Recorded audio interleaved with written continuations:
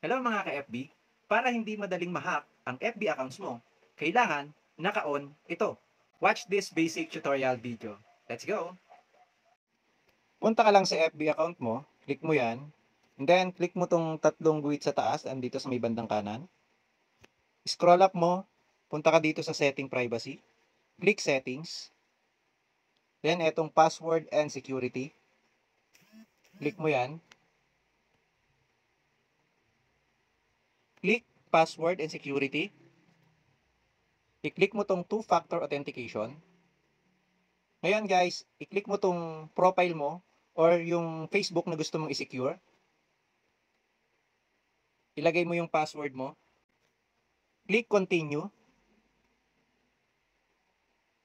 So dito guys, since ako nagawa ko na siya, nakalagay dito two-factor authentication is on. So ang ginawa ko, mamimili lang kayo dito kung ano yung gusto nyong gawin. So meron tayo dito authentication app and then text message, pwede rin doon.